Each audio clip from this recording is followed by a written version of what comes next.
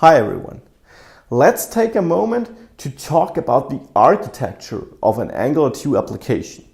Because understanding and knowing that architecture is a key thing when becoming an Angular 2 developer.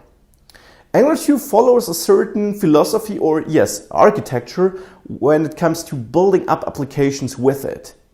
Basically, an Angular 2 application is very modular. We have a lot of modules, something that TypeScript supports really well, that hold the different parts of our application. And the Angular 2 framework itself also consists of a lot of packages or modules. That is, we have to export and import certain functionalities or classes when we're interacting with different modules. So we might have a module with a component and we might have another module with a component.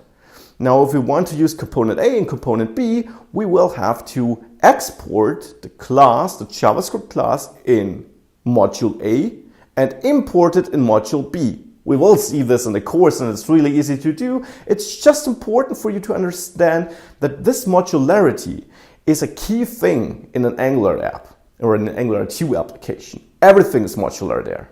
Now these modules, as I said, hold different things.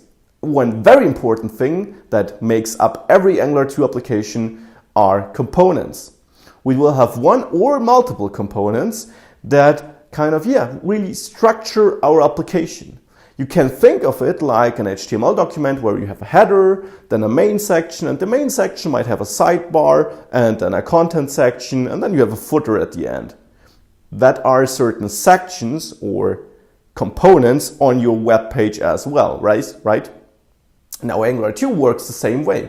You define components and then you build up your application with these components. And these components are able to be siblings, or you're able to nest those components into each other, and they are able to communicate with each other. To make sure that you're able to use these components, you can give them selectors, which is basically a name, and then you embed that name in HTML tags, so in a greater and smaller sign, in your HTML code. That will be how you include components. And of course, we will see that very detailed in an extra video. But just that you know, you create your application from different components which you build together and which you can obviously reuse. And that's the great benefit, the reusability, the scalability, and that it's very easy to maintain since you make up your app from these reusable parts. Like you probably already know it from server-side frameworks where you might use rendering engines like Blade and Laravel or Smarty, where you also have certain includes or components and then you put them together. So we have these components that live in modules that we can put together and build our app up from. Now components are just directives.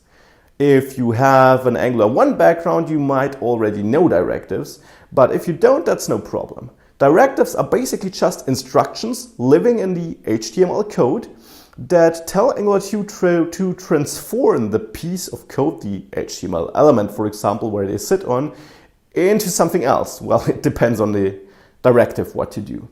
Components are such a directive, but they don't live in an HTML element. They are kind of an HTML element themselves, specified by the selector we give them. Now, we embed components in the code, and when Angular 2 runs over this line of code, it will know, okay, that's a component, I have to insert something there. That something will be the view attached to a component or the template of that component. And that is the difference, or that is why components are a directive, but they are a special directive, a directive which holds a view. A normal directive will just hold instructions how to transform the element it sits on. A component is not only such an instruction, it has a view, and this instruction is always swap out the selector and put in that view. So components are directives with a view attached to them. We make a component as well as we create a directive by taking a JavaScript class and attaching metadata to it. This metadata will hold certain information like what is the selector, what is the template, which directives do I want to use in that template. That will tell Angular 2, okay, this class is a component or is a directive or is whatever. And now the configuration for this component, directive, whatever, is inside this metadata we attach. So we have JavaScript classes plus metadata equals component, directive, whatever. And then we take these components, directives, whatever, and build up our apps from it because they are, again, modular.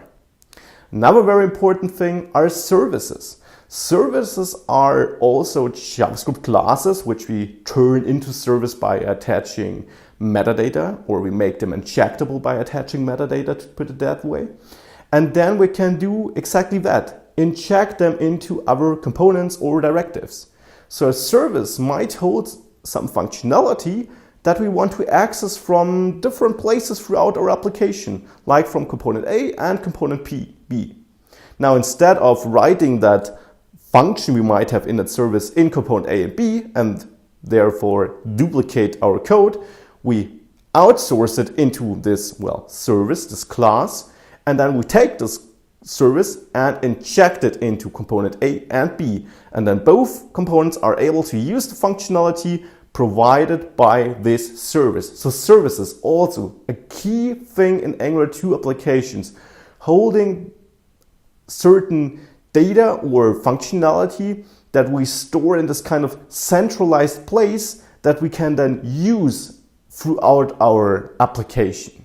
So that's the architecture of an Angular 2 application, having these modules with components that make up our application, directives which change the DOM, services which kind of stores central parts of our application that are usable in different places of our application and that are injected into those places or modules.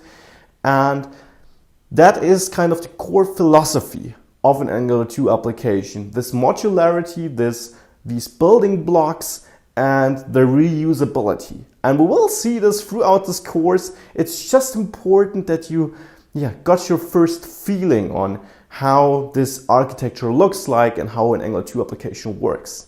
See you in the videos. Bye.